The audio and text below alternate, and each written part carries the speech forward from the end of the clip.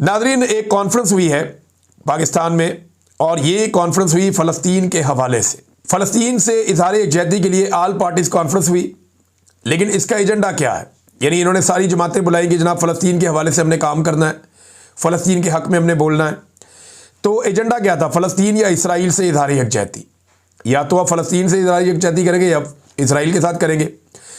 तो यहाँ पे जो वफाकी वज़ीर हैं काफ लीग के चौधरी सालिक हुसैन साहब, मेंबर कौमी असम्बली, ये फैमिली बहुत करीब है आसिम मुनीर साहब के, और इन्होंने फील्ड मार्शल साहब के कहने पे या इससे पहले बाजुआ साहब के कहने पे ख़ानदान में दरार डाल ली और ये PMLN के साथ चले गए। हालांकि उनके साथ इनकी बड़ी पुरानी एक जंग थी, उनके साथ एक पुरानी लड़ाई थी, लेकिन ये उस कैंप में चले गए। अब चौधरी सालिक हुसैन साहब की गुफ्तगू अगर आप सुने इस कॉन्फ्रेंस में, तो वो ऐसा लगता है कि इसराइल को तस्लीम करने के हवाले से कोई जहन साजी कर रहे हैं। मैं चाहता हूँ आप खुद भी सुन लें, आपको आइडिया हो जाए कि चौधरी सालिक हुसैन साहब कैसे ये मामला और ये बात कर रहे हैं। ये सुनिए जरा आप। लेकिन हम यहाँ दूसरी बात भी कह रहे हैं, वो सुनने में तो बहुत अच्छी लगती है कि जी इजराइल जो है वो हम उसको तस्लीम ही नहीं करेंगे, लेकिन आपके ख्याल में ये मुमकिन है आज के दौर में? वो कह रहे हैं सुनने में तो बहुत अच्छा लगता है कि हम इसराइल को तस्लीम नहीं करेंगे, लेकिन क्या आज के दौर में ये मुमकिन है कि तस्लीम ना करें? ये जनाब अब आहिस्ता आहिस्ता जहन साजी की जा रही है। और देखिए, ये जहन साजी बहुत पहले जनरल बाजुआ के दौर में सहाफ़ियों को बुला बुला कर कहा गया कि जनाब अब फ़लस्तीन के ऊपर, इसराइल के ऊपर डिबेट शुरू करवाएं। हम चाहते हैं कि पाकिस्तान इसराइल को तस्लीम करे, या तस्लीम ना भी करे तो ये डिबेट तो शुरू हो, कोई ट्रेड शुरू हो, कोई इसराइल के साथ मामलात हमारे बेहतर हों। उनकी ये सोच थी। उन्हें ये लगता था कि इसराइल बिला वजह इंडिया को सपोर्ट कर देता हर दफ़ा, लिहाजा हमारे इसराइल के साथ ताल्लुकात होंगे तो इंडिया के साथ जब भी पंगा होगा तो इसराइल इंडिया को सपोर्ट नहीं करेगा। ये भी उनके दिमाग में रहता था। और इसराइल के साथ बहुत सारे माली वाबस्तगियाँ बहुत सारे मुल्कों की हैं, तो हमारी भी हो जाएंगी। तो बाजुआ साहब ये सोचते थे। एक्चुअली इसके पीछे जो अमेरिकन एस्टेब्लिशमेंट है उसका रोल होता है। अमेरिकन हमेशा से चाहते हैं कि जो मुसलमान ममालिक हैं वो सारे इसराइल को तस्लीम करें और इसराइल वहाँ पे एक लेजिटिमेट हैसियत में मशरिक़ वस्ता के बीच में मौजूद रहे और उसे किसी किस्म का कोई ख़तरा ना हो। तो नादरीन, मोहब्बत की ये आग एक तरफा नहीं है। ऐसा नहीं है कि पाकिस्तान में फ़लस्तीन के हवाले से एक ऑल पार्टीज़ कॉन्फ्रेंस होती है और उसमें इसराइल को तस्लीम करने के इशारे दिए जाते हैं, बल्कि आग दोनों तरफ बराबर लगी हुई है।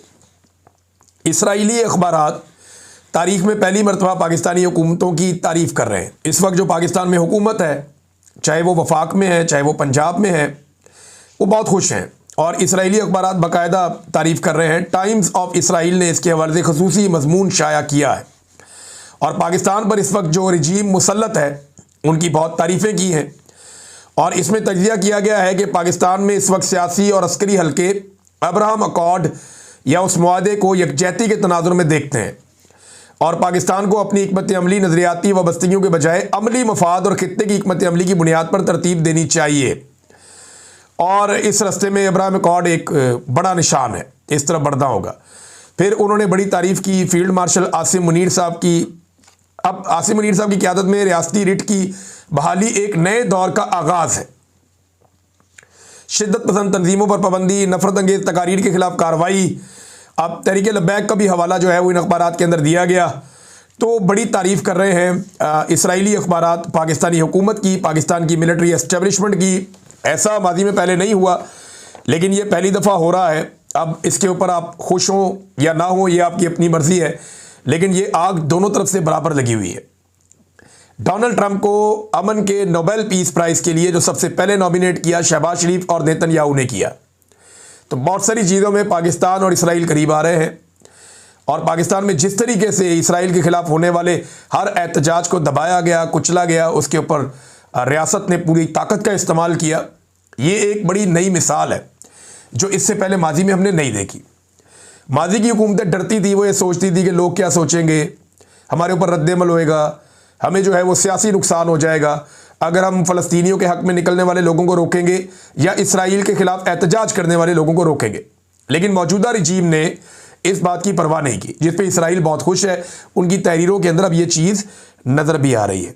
नादरीन, खुर्रम दस्तगीर साहब एक सीनियर पॉलिटिशियन है PMLN के। उन्होंने एक स्टेटमेंट दिया और स्टेटमेंट मैं पढ़ रहा था, फिर मैंने उसको सुना निकाल के स्टेटमेंट को, तो मैं हैरान हो गया।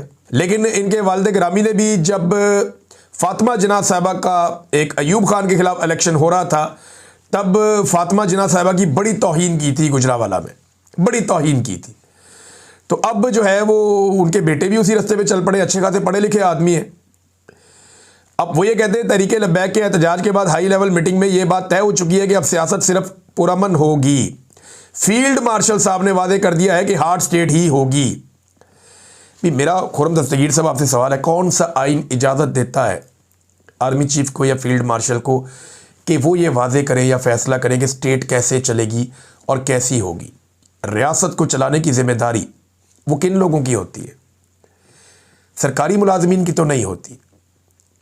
यानी आप लोग इस लेवल पे पहुंच गए हैं, कल तक ये लोग नवाज शरीफ का नाम लेते थे अपने लीडर का, या अपने वजीर आज़म का नाम लेते थे कि ये उसका विजन है, वो ये करना चाहता है, उसने ये फैसला किया है। आज ये उस जगह पहुंच गए कि इनको पता है कि नवाज शरीफ इर्रेलेवेंट, शहबाज शरीफ इर्रेलेवेंट, तो ये अपने लीडर के तौर पे फील्ड मार्शल को पेश करते हैं कि फील्ड मार्शल ने ये फैसला कर लिया या फील्ड मार्शल ने ये वादे कर दिया कि हार्ड स्टेट ही होगी। किसी भी जमात का एहतजाज पुरतशद्दुद हुआ तो भरपूर कार्रवाई की जाएगी। अच्छा, अब आप इसको गौर करें ना कि पीएमएलएन कहाँ पहुँच गई। पीएमएलएन ने अपनी सारी की सारी सियासत जो है वो त्याग दी है एस्टेब्लिशमेंट के कदमों में। उन्हें इस बात का अंदाज़ा है कि आइंदा अब वो मुस्तकबिल करीब में वोटों के साथ इक़्तिदार में नहीं आने वाले, लिहाजा बूटों के साथ चिपके रहो और इनके तस्मों के साथ लटक लटक के इक़्तिदार में पहुँचो। खुर्रम दस्तगीर जैसा पढ़ा लिखा आदमी वो आज ये बात कर रहा है कि फील्ड मार्शल ने ये फैसला किया तो रियासत ऐसे ही चलेगी। हालांकि वो ये जानते हैं कि रियासत की डेफिनेशन क्या है, लेकिन ये बातें रिकॉर्ड का हिस्सा बनती जा रही है कि पीएमएलएन ने किस लेवल तक गिरावट का सबूत दिया जब पाकिस्तान में आमिराना हिकमत अमली अपनाई गई थी। सबसे पहले इन्होंने सरेंडर किया और इनके सरेंडर की कीमत पाकिस्तान ने चुकाई। इकॉनमी के मैदान में, लॉ एंड ऑर्डर के मैदान में, दुनिया भर के साथ ताल्लुकात के मैदान में, खित्ते के अंदर हमारी बिगड़ती हुई सूरत हाल के मैदान, हर जगह पे जो हमें आज नाकामी हो रही है उसके पीछे वजह कौन है? पीएमएलएन। इसलिए कि उन्होंने एस्टेब्लिशमेंट जिनका ये काम नहीं है उनकी बालादस्ती और उनके फैसलों को मिनोअन कबूल कर लिया। ये है जी प्रॉब्लम। नाज़रीन, आज़ाद कश्मीर में जो एस्टेब्लिशमेंट का वज़ीर आज़म है वो लगता है तनहा रह गया, और एस्टेब्लिशमेंट का वज़ीर आज़म आप सब इन्हें जानते हैं, मोहतरम को, चौधरी अनवारुल हक साहब, और ये आज़ाद कश्मीर के वज़ीर आज़म हैं। इनके भाई lieutenant general retire Chaudhary Ikramul हक साहब हैं, और ये इनका बेस्ट तारुफ है। एस्टेब्लिशमेंट के साथ इनके बड़े अच्छे ताल्लुकात हैं। ये सितंबर 2023 में जब फारिग कर दिया गया, उस वक्त पाकिस्तान तहरीक इंसाफ के वज़ीर आज़म को सरदार तनवीर इलियास को अदालत के ज़रिए से नाअहल किया गया। पर वो अब नाअहल नहीं, क्योंकि वो तो आ गए प्रेस कॉन्फ्रेंस वाली पार्टी में आ गए ना, तो अब तो वो नाअहल नहीं, अब तो वो बिल्कुल अहल है, क्योंकि वो एस्टेब्लिशमेंट की गोद में आ गए, उस तरफ दूसरी तरफ आ गए। तो वो फिर नाअहली तो तब तक होती है जब तक कि आप इमरान खान के साथ खड़े हों। इस वक्त जैसे ही आप एस्टेब्लिशमेंट की बात मानते हैं फिर आपकी नाअहली नहीं रहती। फैसल वाडा की मिसाल भी आपके सामने है। तो नाज़रीन, हुआ ये कि ये उम्मीदवार लाया गया था सितंबर 2023 में, और इसको 52 में से 48 वोट दिलवा दिए गए, वज़ीर आज़म बना दिया गया। पीपल्स पार्टी के लोग अपना उम्मीदवार चुन रहे थे कि ये हमारा उम्मीदवार होगा, इसको हम वज़ीर आज़म बनाएंगे। इन्होंने मुझे, पीपल्स पार्टी के लोगों ने बताई ये बात, कुछ जर्नलिस्ट हैं उन्होंने भी, कि ये गए, इन्होंने पीपल्स पार्टी से वोट मांगा। पीपल्स पार्टी को इन्होंने कहा उनके लोगों को, तुम वोट दे दो, नहीं तो वोट तो तुम्हें देना ही पड़ेगा। उनका ये क्या बात हुई? ये कौन सा तरीका है वोट मांगने का? आराम नाल वोट दे दो, नहीं तो तुम्हें देना ही पड़ेगा। फिर हुआ ये कि जरदारी साहब का फ़ोन आता है और पीपल्स पार्टी के सारे लोग सर फेंक के वोट डालते हैं। यही काम जो है वो पीएमएलएन ने भी किया, सर फेंक के उनकी क़यादत का फ़ोन है कि वोट डालो इसको, क्योंकि ये एस्टेब्लिशमेंट का उम्मीदवार है, तो उसको भी वोट डाल गए, और पाकिस्तान तहरीक इंसाफ भी इसकी झोली में डाल दी गई। तो 52 में से 48 वोट लेकर ये शख्स वज़ीर आज़म बन गया आज़ाद कश्मीर का। और आज इसकी हालत ये है कि पीएमएलएन ने कहा जी हम तो इससे दूर हो रहे हैं, अपने आप को दूर कर रहे हैं, हम इसकी नाकामियों का मलबा नहीं उठा सकते, क्योंकि इसने आंखें बंद करके वही किया जो एस्टेब्लिशमेंट ने इसे कहा, और पूरे आज़ाद कश्मीर की आवाम को अपने खिलाफ कर लिया। अब कोई भी पॉलिटिकल पार्टी इसका बोझ नहीं उठाना चाहती। पीएमएलएन भी इससे दूर हो गई है। पीपल्स पार्टी कहती है हम तो इसके खिलाफ अदम एतमाद की तहरीक लेकर आएंगे। अब कोशिश सबकी ये है कि पीटीआई वहाँ पे अपना वज़ीर आज़म बना ले, ताकि सारा मलबा पीटीआई पे डाल दिया जाए और अगले साल जो इंतखाबात आ रहे हैं आज़ाद कश्मीर में, उन इंतखाबात में PMLN को और पीपल्स पार्टी को थोड़ा सा रूम मिल जाए। पीटीआई अगर कोई बहुत बेवकूफ़ जमात होगी तो इस वक्त वो इनके नरक़े में आएगी।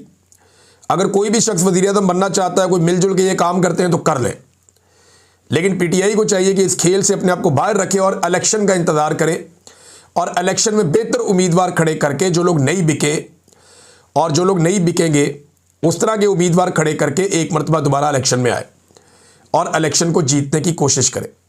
ये पाकिस्तान तहरीक इंसाफ करेगी तो शायद उसके लिए बेहतर होगा। बहरहाल अब क्योंकि इलेक्शन ज़्यादा दूर नहीं है तो एस्टेब्लिशमेंट का उम्मीदवार सबको बुरा लगना शुरू हो गया है और बेचारा मुश्किल में है।